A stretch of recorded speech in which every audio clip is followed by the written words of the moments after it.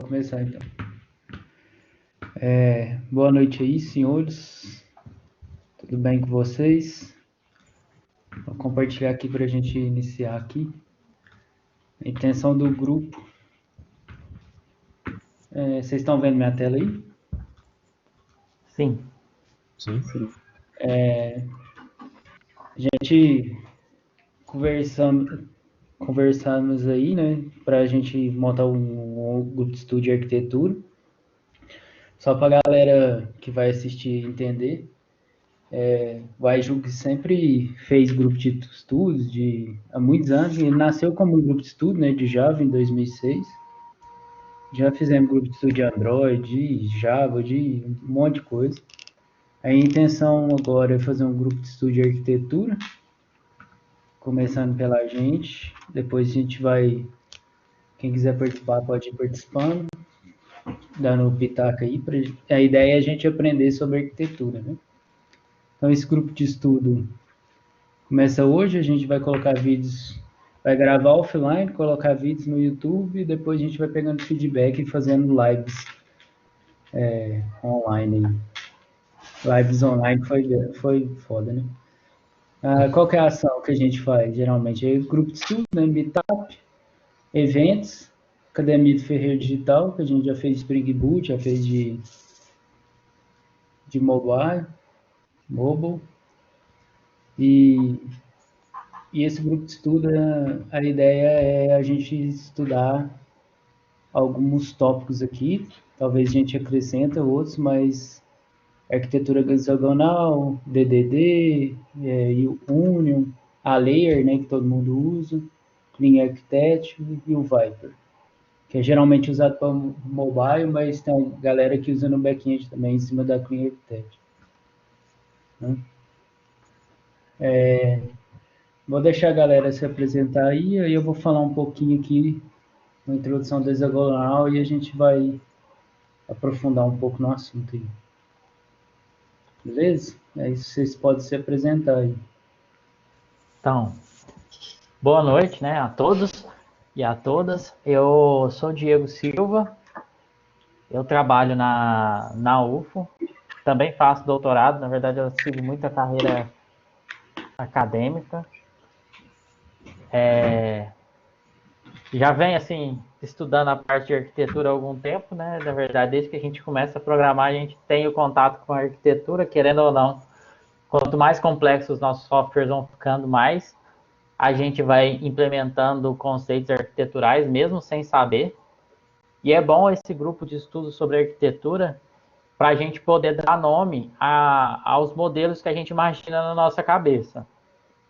E principalmente esse modelo que a gente vai falar hoje, eu acho muito interessante que uma boa parte dele ele é bem intuitivo quando a gente pensa em soluções para a criação do nosso software. Acho que é isso. Bem, pessoal, boa noite.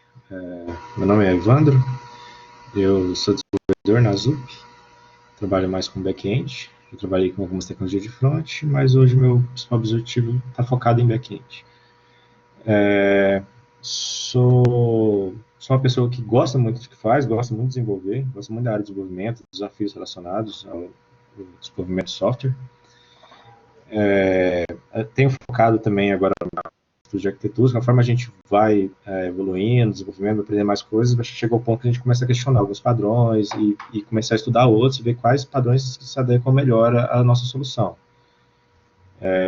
Nesse intuito, eu venho tentando ler, estudar e aprofundar alguns padrões, hoje, em especial o hexagonal, que a gente está trazendo hoje, e gosto muito de comunidades, gosto muito de compartilhar conhecimento, de questionar, de entender, de ser questionado.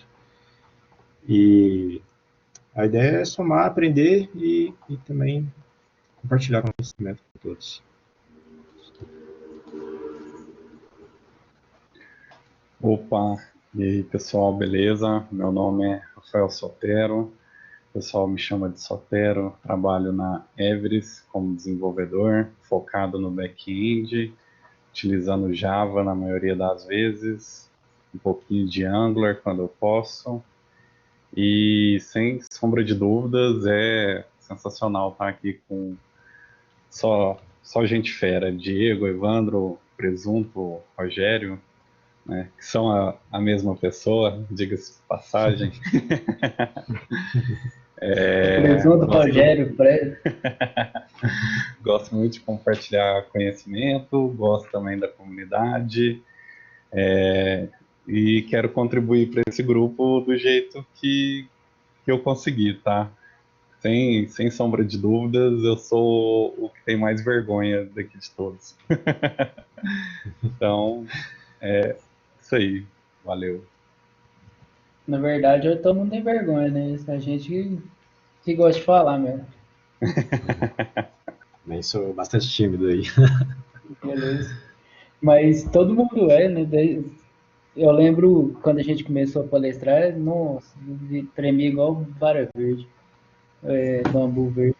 Ó, beleza, vamos. O Diego vai fazer uma apresentação aí, rapidão de arquitetura geral. Depois eu vou falar um pouquinho, fazer uma introdução aqui de hexagonal e a gente, o Evandro aí, dá uma destrinchada e a gente vai discutindo junto, né?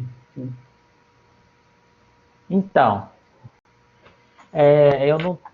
Até vocês me desculpem, igual eu já falei para os meninos, eu estou sem câmera, mas eu vou compartilhar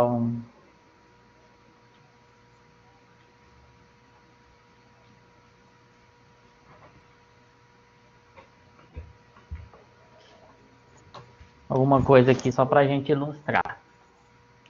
Então vamos pensar assim.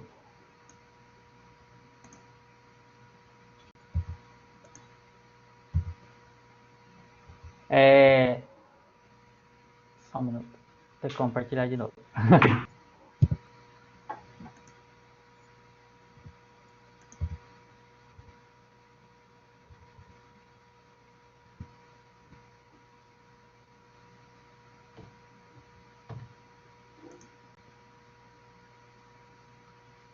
Só um minutinho que eu estou compartilhando aqui.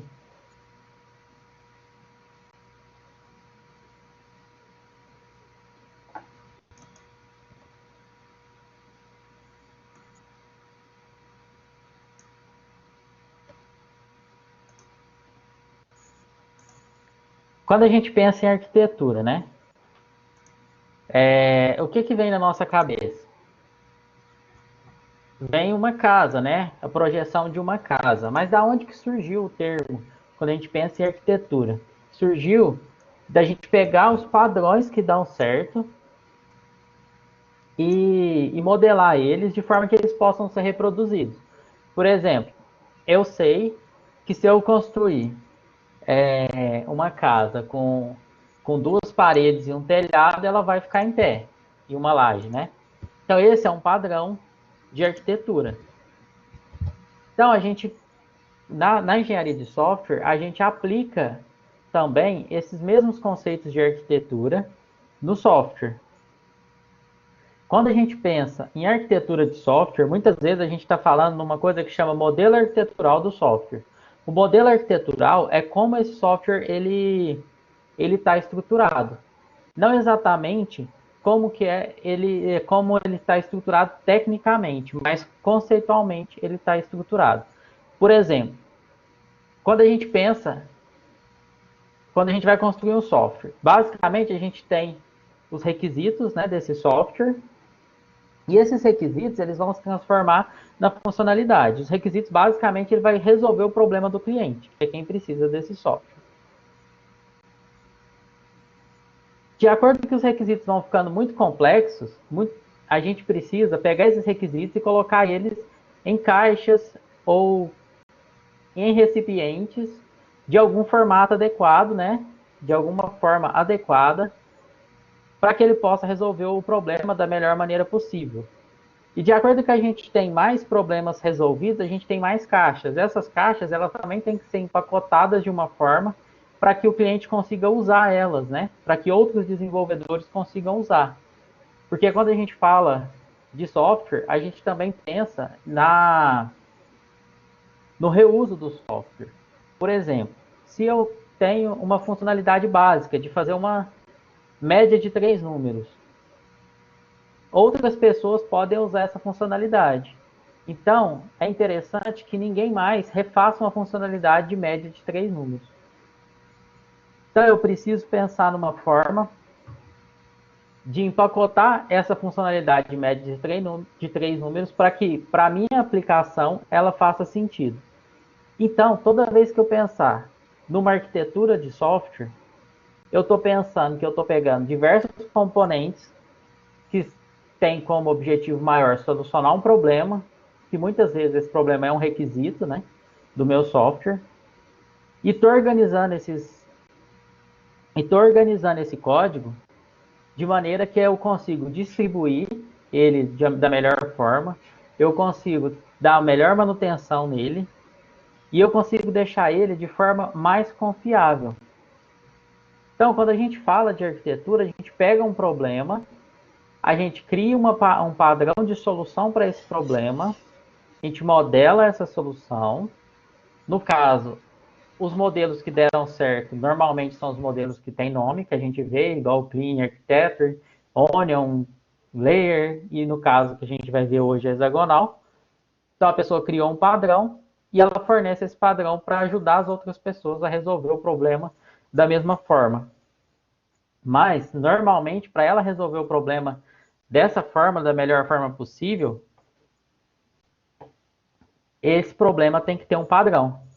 Por exemplo, na construção de casas. Se eu for construir uma casa, eu tenho um padrão de arquitetura para um certo terreno. Se o terreno é montanhoso, eu vou construir de uma forma. Se o terreno é arenoso, eu vou construir de outra forma. E assim é a arquitetura. Então, se eu tenho muita comunicação, o meu modelo arquitetural é um. Se eu tenho contato com interface gráfica, meu modelo arquitetural é outro. E assim por diante. Então, cabe a nós, né, desenvolvedores, a gente estudar os modelos arquiteturais para a gente conseguir aplicar esses modelos ou criar novos modelos arquiteturais para aplicar na construção de software. Então, hoje, né, o Evandro vai apresentar um pouco aqui para a gente sobre a arquitetura hexagonal, que é um modelo arquitetural com propósitos específicos para solucionar alguns problemas de software.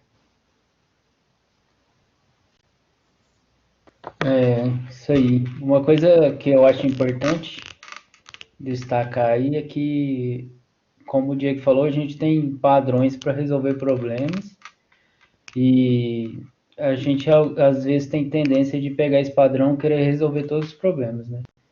A coisa que é importante destacar é que não existe bala de prata, por isso que a ideia nossa do grupo de estudos aqui é estudar as arquiteturas disponíveis para saber aonde que a gente pode usá-las, né? Não quer dizer que a hexagonal vai resolver todo o problema, não quer dizer que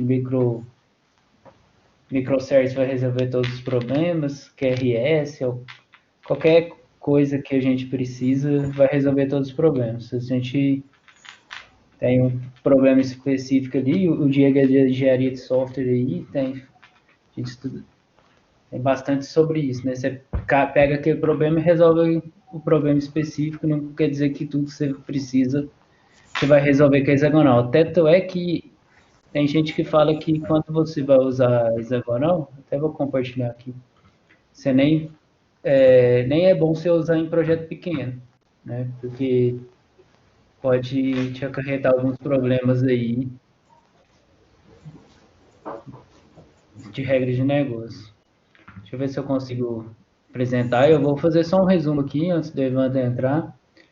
A hexagonal é bastante interessante porque ela é bem voltada para o que o Ágil prega, tanto é que ela é muito forte, os use cases,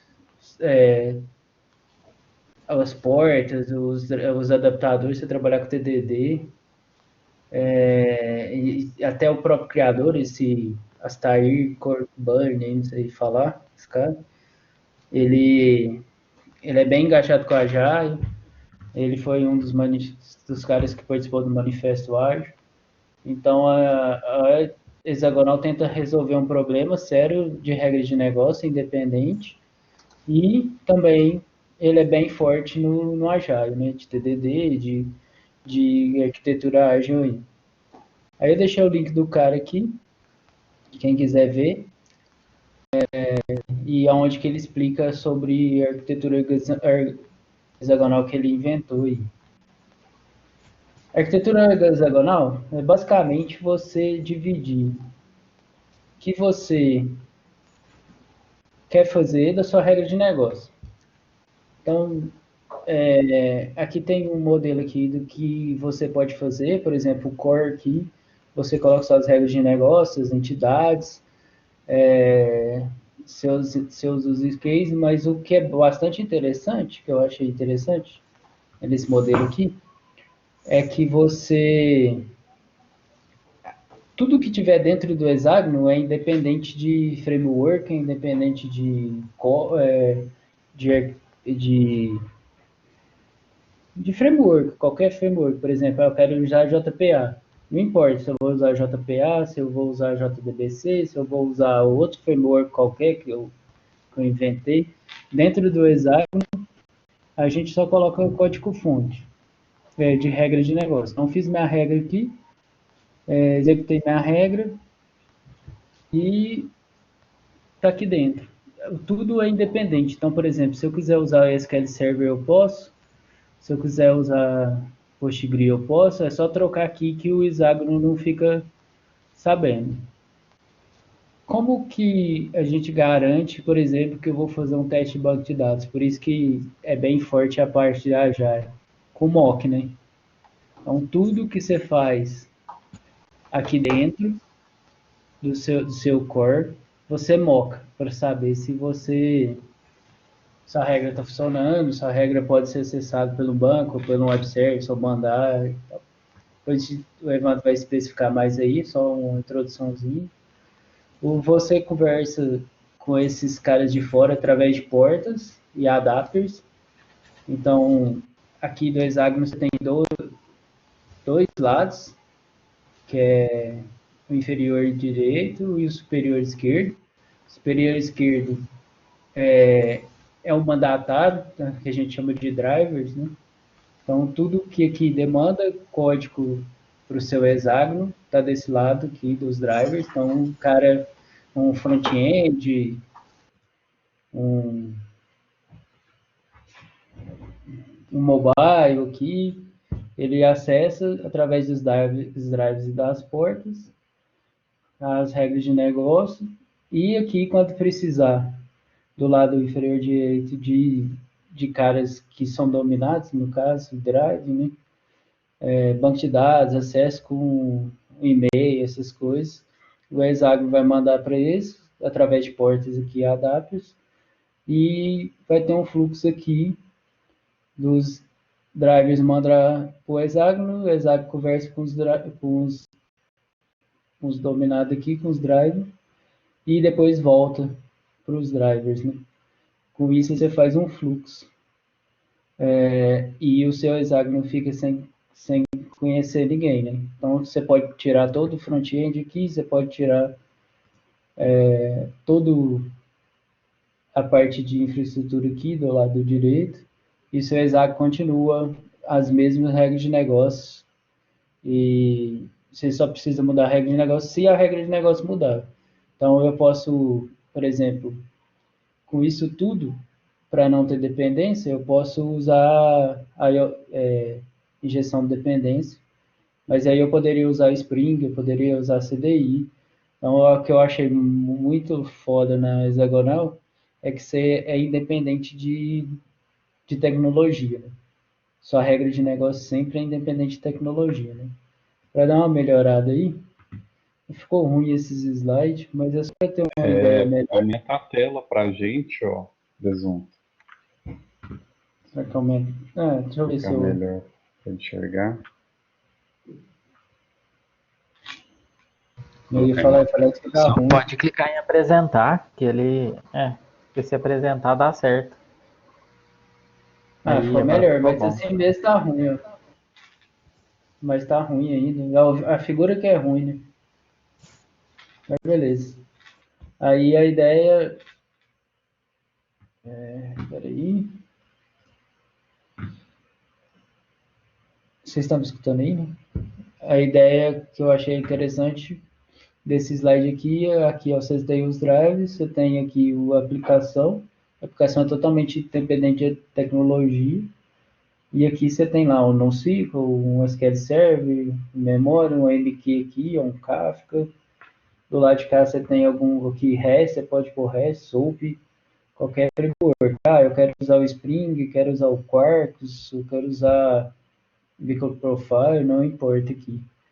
É a tecnologia. O que vai importar é a regra de negócio, né, na aplicação. É só uma introduçãozinha mesmo. E acho que o Evandro vai dar uma aprofundada em cada ponto aqui, de dentro da Hexagno e da conversa aqui, né?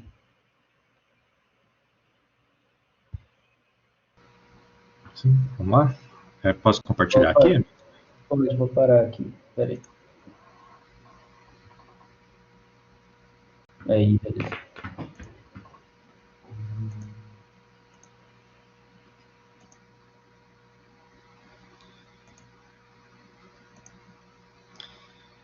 Tá.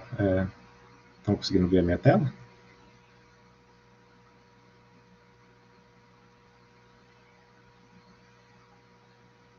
Opa, agora sim. Tá vendo?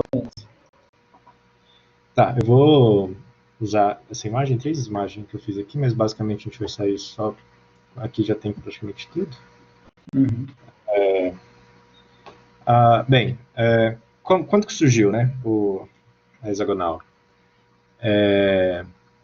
Ela foi um artigo escrito pelo Alistair Cockburn, em 2005, então não é algo tão novo.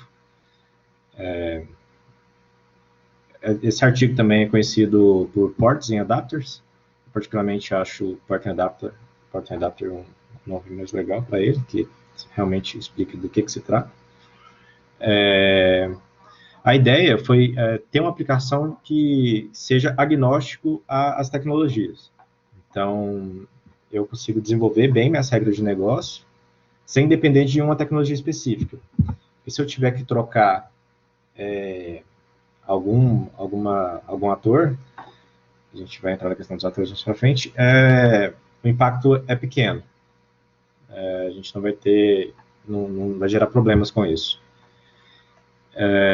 Nesse artigo, o Alistair ele não menciona nenhuma estrutura de código. Então, até inclusive o DDD também tem isso. Então, assim, o Clean Architecture também tem mais conceito, tem alguma coisinha lá que ele faz algum exemplo, mais superficial. Então, assim, o legal é justamente isso, porque ele se baseia em conceito. Por isso que essas arquiteturas são fortes até hoje. Não é uma receita de bolo para você seguir, para você ir lá e codificar dessa forma. Porque a ideia é resolver um problema. Então, a gente vai aplicar um padrão arquitetural para resolver um problema específico. Então, o que é mais importante quando você vai tratar de uma arquitetura? É você conhecer muito bem as regras de negócio. Acho que assim, se você pegar qualquer modelo, ele parte da regra de negócio. Então, o ideal é você conhecer muito bem a regra de negócio. E o hexagonal traz isso, a questão de você aplicar muito bem a regra e ser agnóstico à tecnologia que você está usando. Eu achei interessante essa parte, porque geralmente a gente vai fazer uma arquitetura, alguma coisa, você já começa, vou usar Spring, eu vou usar não sei o quê, e nem preocupa com a regra. Nesse caso é totalmente ao contrário. Isso. Até porque, assim, igual o Rogério Mexedor também mencionou, você não vai pegar qualquer projeto que você vai desenvolver e, vou aplicar hexagonal, porque todo mundo está aplicando, deve ser bom, está na moda, eu vou aplicar. Não, porque o hexagonal, de certa forma, traz um pouco mais de complexidade para a sua aplicação. Então, se você estiver fazendo um CRUD, por que eu iria aplicar um modelo arquitetural um pouco mais complexo, que foi pensado em arquitetura de médio e grande porte, que tem algumas preocupações que, para minha solução, eu não preciso dessa preocupação. Então, a primeira coisa antes de você aplicar qualquer modelo arquitetural é você entender se ele vai, de fato, faz sentido para a sua solução. Beleza. O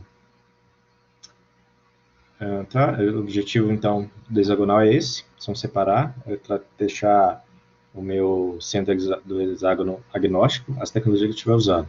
E, para isso, ele é baseado no conceito de SOC, né? Que é a separação de conceitos. Então, Você segrega através de alguns lados, a gente vai entrar nele daqui a pouco, são sites, e você separa essas responsabilidades. E para isso a gente tem dois lados, então, dentro dessa arquitetura. É o driver side e o driven side. O driver side são onde estão os atores primários da sua aplicação. E o que são os atores primários? São os que geralmente chamam a sua aplicação. Então, aqui a gente tem como exemplo aqui alguns casos de uso de teste, uma aplicação remota que está chamando a sua, uma página de web, uma aplicação mobile, filas, uma aplicação REST, são os atores que estão chamando a sua aplicação. E do lado direito do hexágono, a gente tem o driven side, que são os atores secundários. Geralmente são os atores que a gente consome, a aplicação chama. Pode ser um banco de dados, pode ser uma aplicação remota, um servidor STP para mandar e-mail, SMTP, uma mensagem, uma fila de mensagem também, ou, aqui está exemplo, uma impressora, qualquer serviço. E esses são exemplos de atores que a gente tem, os atores primários e atores secundários.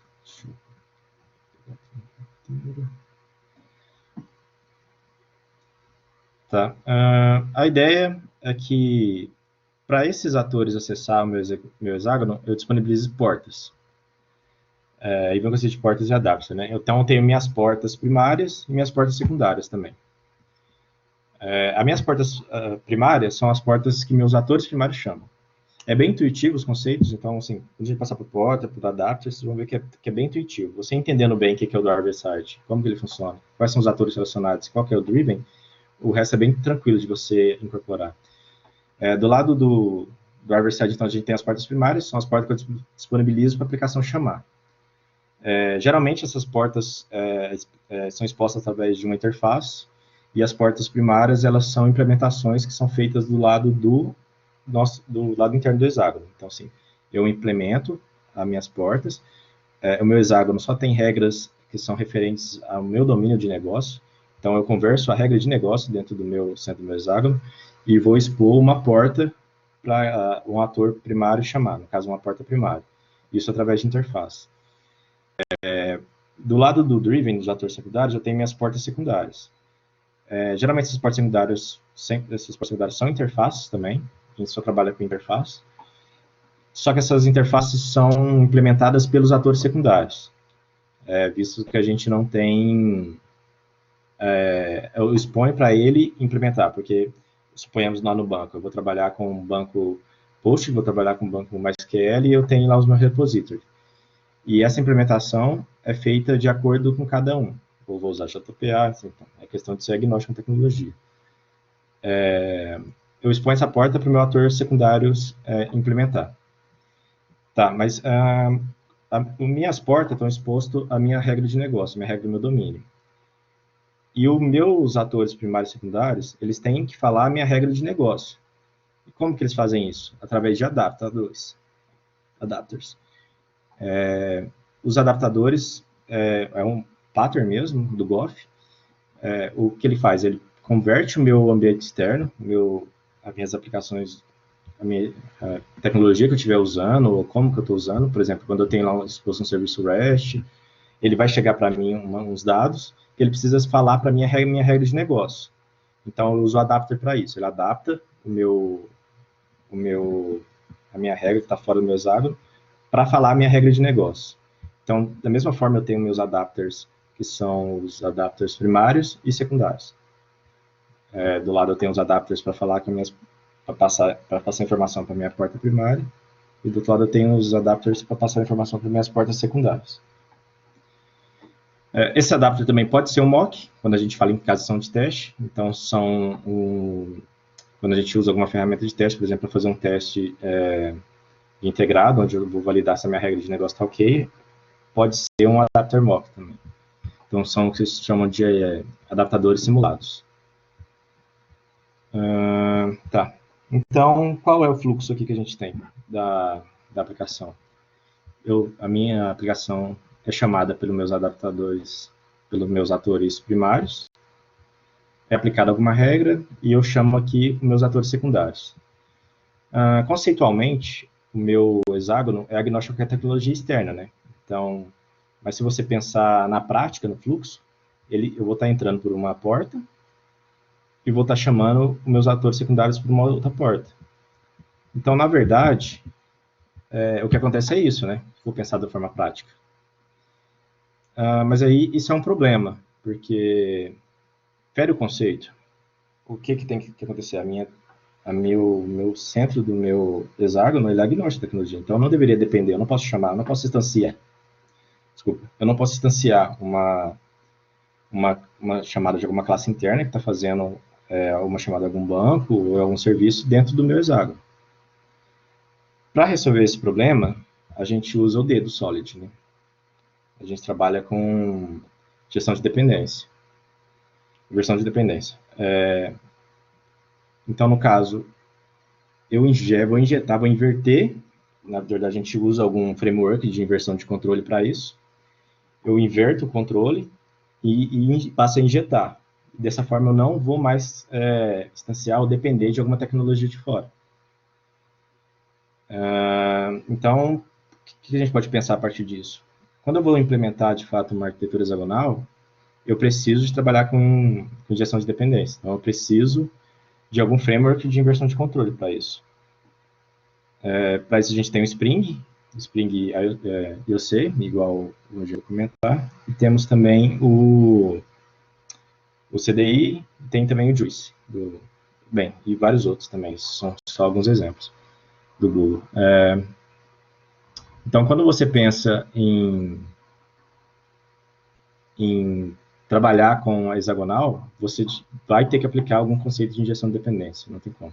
E isso também pode ser aplicado interno, dentro do hexágono. Quando você tem os seus use cases, os seus domain, e você precisa injetar, ou trabalhar, mocar dentro deles, esse conceito também passa a ser útil nesse momento. Acho que deu para dar um overview mais a alto nível, como funciona. Acho que é isso. Vocês querem acrescentar alguma coisa? Evandro, eu achei muito bacana e eu queria só frisar um ponto, né? Mais para quem tá chegando aqui no nosso vídeo de supetão mesmo, não tem muita intimidade com o assunto, é que a regra de negócio, ela fica independente de tecnologia, exceto, né, da linguagem que você escolheu, né? Então, disso não tem como fugir. O core da sua aplicação, sua regra de negócio, você tem que escolher uma linguagem. Então, vai ser Java, vai ser Ruby, enfim. Agora, as pontas não. As pontas, realmente, elas vão ser independentes, né? Então, a regra de negócio fica no centro e as pontas, sim, elas podem variar. Mas a tecnologia da regra de negócio, que é a linguagem que você vai escrever, essa é fixa, né? Exatamente. Você tem a sua tecnologia interna, né, com a qual você trabalhou, e igual você falou, às vezes eu quero trocar na minha tecnologia, não quero mexer, estou usando Kafka, agora eu vou usar alguma MQ qualquer. Você tem a sua porta, vamos pensar no lado do ator primário, você tem sua porta disponível para o seu ator primário chamar ela, e se você trocando ela, você apenas você não vai surgir não vai replicar nenhum efeito para o seu core da sua aplicação, né? Então, assim, a sua regra não vai mudar, você não precisa se preocupar com regra. Então, assim, isso deixa o software bem mais flexível, facilita a manutenção, por si só, já facilita a troca de tecnologias. Então, assim, eu acho que o maior ponto e o de mais relevância nesse modelo arquitetural, a meu ver, é essa flexibilidade que ele dá. Legal. Assim, há outros conceitos também, quando a gente fala também em atores secundários, os tipos de portas que ele passa, a gente tem alguns tipos também, porque tem uns que a gente chama e espera uma resposta, tem um que a gente chama e, beleza, eu disparo, só quero que você dispare um servidor SMTP e manda um e-mail e ok. Não, eu estou chamando o dado e preciso de uma resposta para trabalhar esses dados aqui dentro. Então, assim, a gente tem algumas segmentações dentro dele, no artigo é falado sobre esses pontos, mas, assim, a ideia é a gente passar mais um overview para já dar um norte para quem tem interesse em trabalhar com hexagonal. Eu acho que entendendo bem como funcionam portas e adapters dentro dele, já te dá uma base boa para você começar a implementar. A ideia, a princípio, é a gente mais passar alguns conceitos mesmo, porque eu acho que você entendendo bem o conceito e como funciona, implementações, tem algumas, você vai achar na web, alguns modelos de implementação, mas eu acho que o que é mais válido é você entender conceitual, como que ele funciona. Porque depois para você montar o seu modelo de projeto, vai ficar muito mais claro, vai ficar muito, você vai saber por que você está fazendo cada coisa e por que cada coisa está em cada lugar.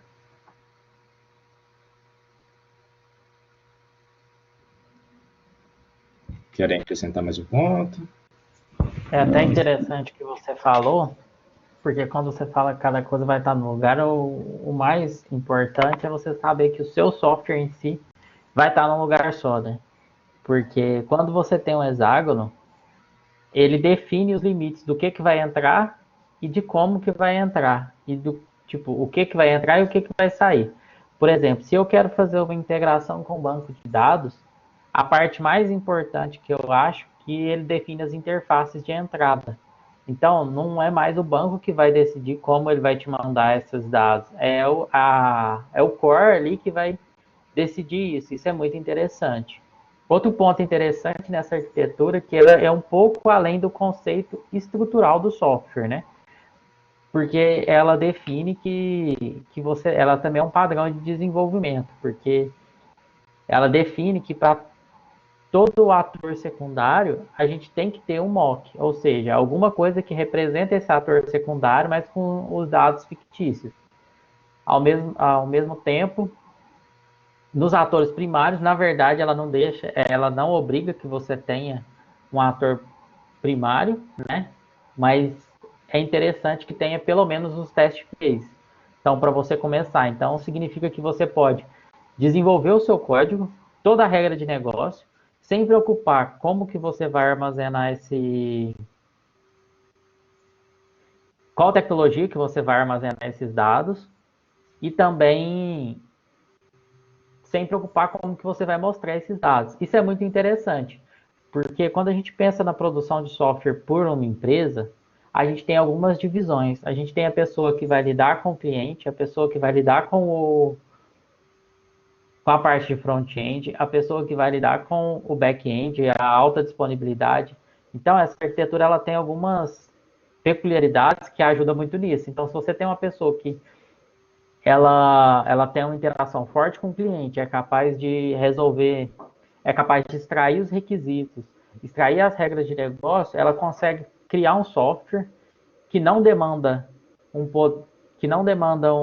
conhecimento tão grande, basta ela conhecer uma linguagem de programação e conseguir resolver esse problema utilizando, solucionar essa regra de negócio, e deixa a preocupação de armazenar esses dados de uma forma eficiente, de ter os dados altamente disponíveis e também de ter uma interface fluida e usual para quem é de sua competência, né? Então, isso é bem interessante. E também a gente pode pensar, como eu trabalho em software em empresa pública, né? Todas as empresas, na verdade, mas em empresa pública a gente tem muito essa questão de terceirização de software, ou terceirização. Lá onde eu trabalho, a gente até não terceiriza. Mas muitas empresas públicas terceirizam a construção de software e outras empresas privadas também. Então, se você tem uma empresa e você consegue construir esse core na sua empresa, fica bem mais simples de você terceirizar a construção tanto dos atores primários quanto dos atores secundários, porque a regra de negócio está definida no seu core, bem como as interfaces que modelam os acessos, né?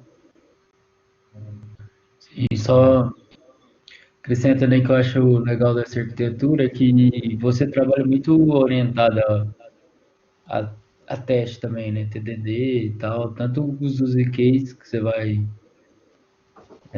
fazer do lado aí do driver, quanto os mocks.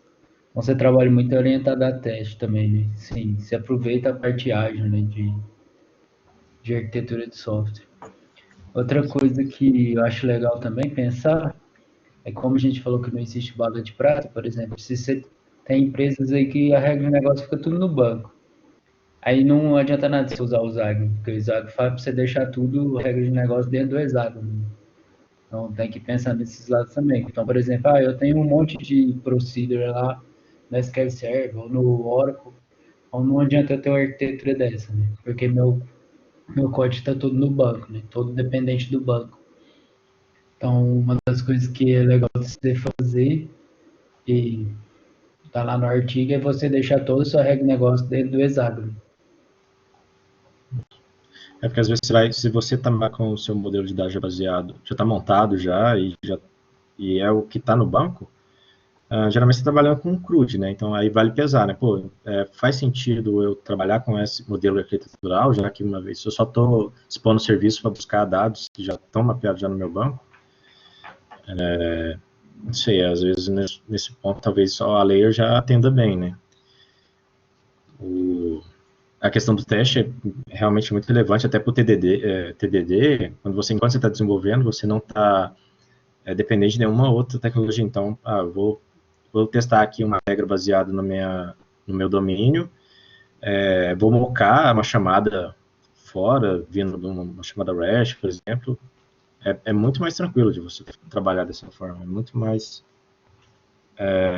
muito menos oneroso, né? Porque você tem isso tudo separado. É muito mais simples, muito mais fácil.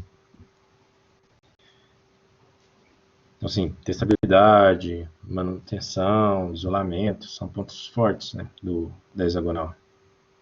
Forte que todo mundo prega e ela trabalha bem com isso, né? Sim. Agora, alguns pontos fracos que eu vi nela. O primeiro, que ela não é muito uma arquitetura para você migrar para ela. Por exemplo, você tem os pontos, sei lá, você quer migrar de um monolito para um microserviço. É uma opção. Você consegue, às vezes, explodir o monolito e gerar vários microserviços em cima dele, sem reconstruir o seu software.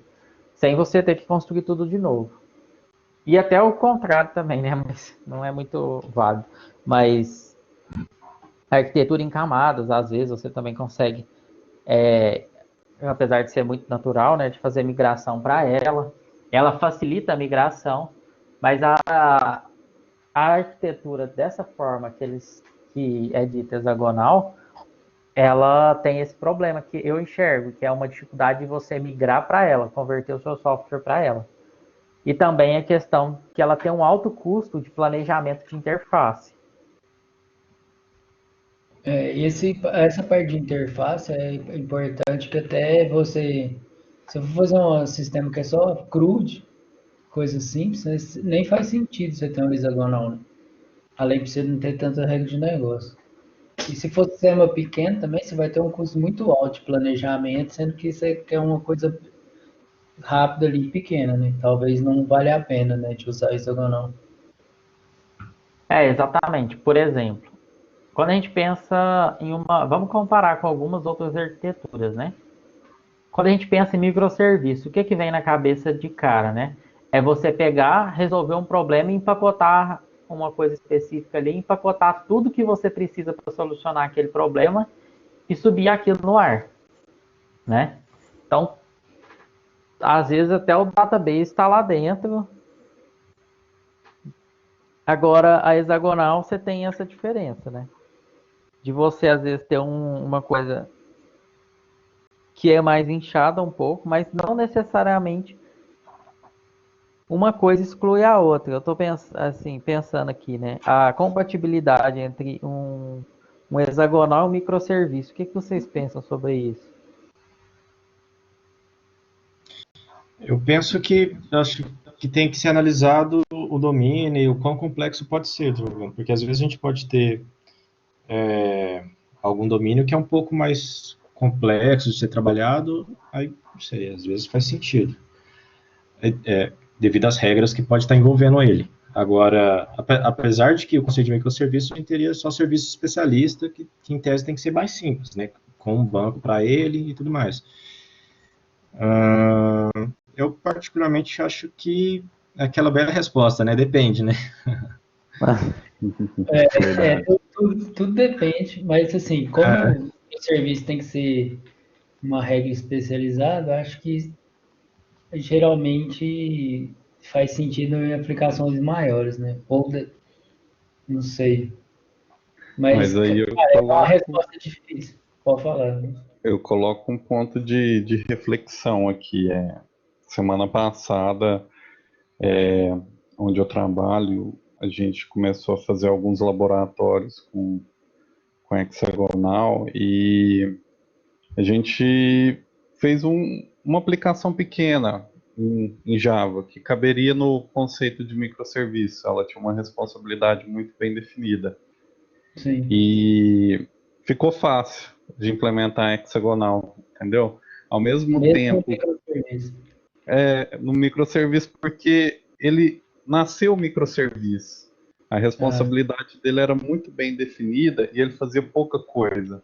Ele era um cara que ele era idempotente. Então, assim, trabalhava com filas. Então, eu acho que a resposta, mais uma vez, depende. Mas talvez se o seu microserviço tiver bem modelado, tiver coeso, né, de acordo com aquilo que ele tem que fazer, talvez escala, né? Então, numa aplicação grande, o hexagonal fica difícil de implementar, porque cresce a interface, cresce um monte de coisa.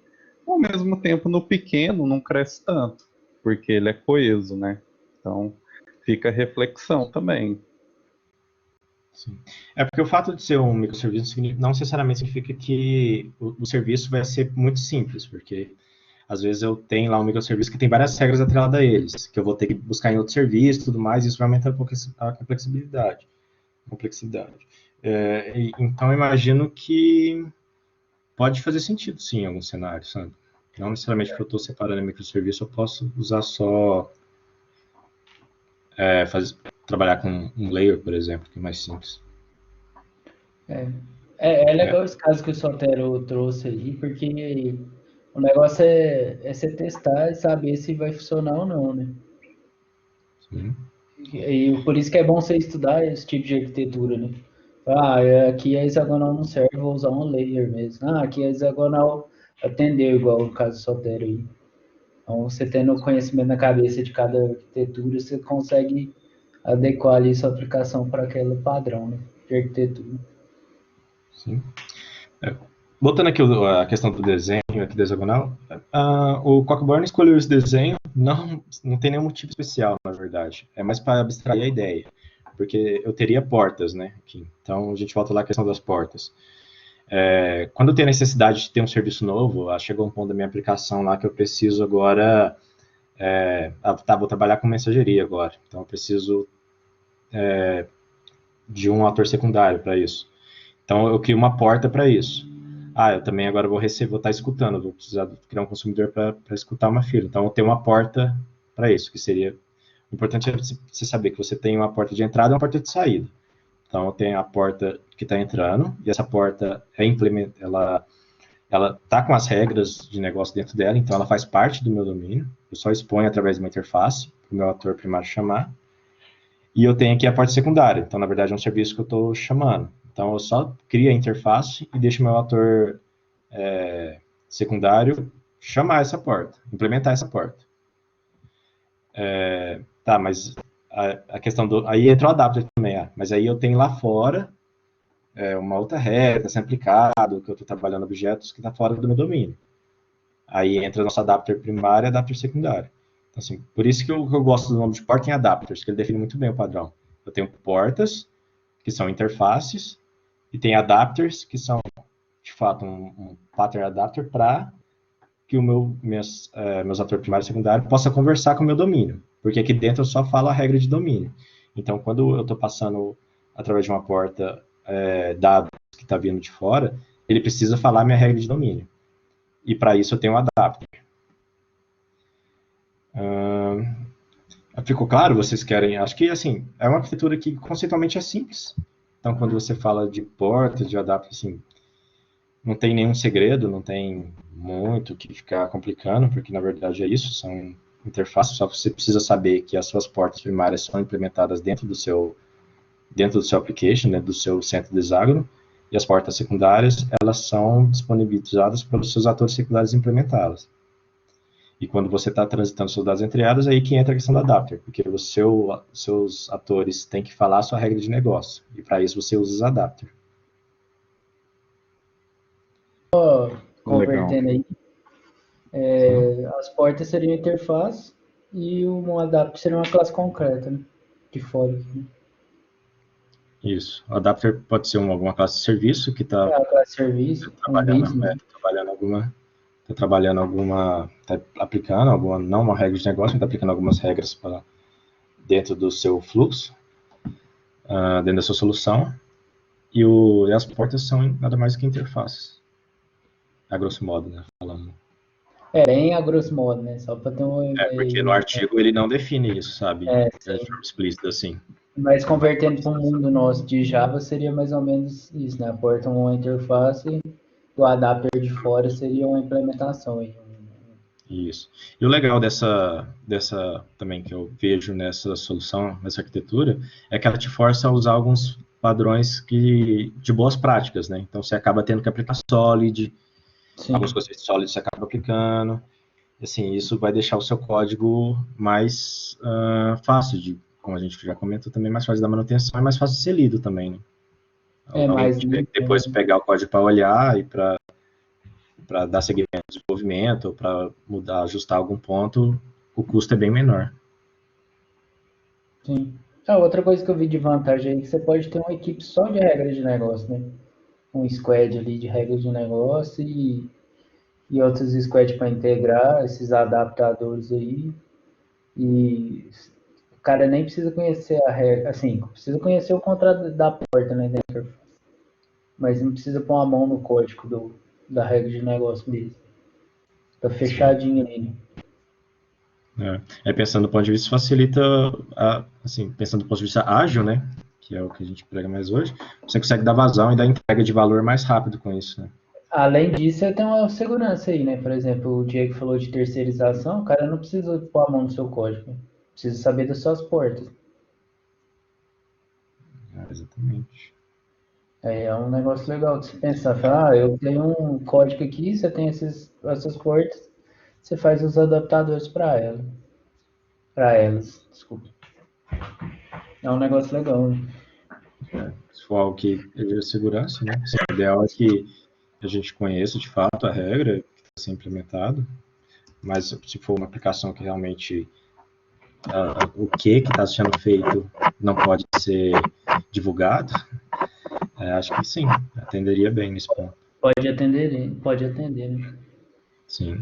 É bom você sempre saber o que você está fazendo, mas no caso necessário, ela atenderia. Exatamente.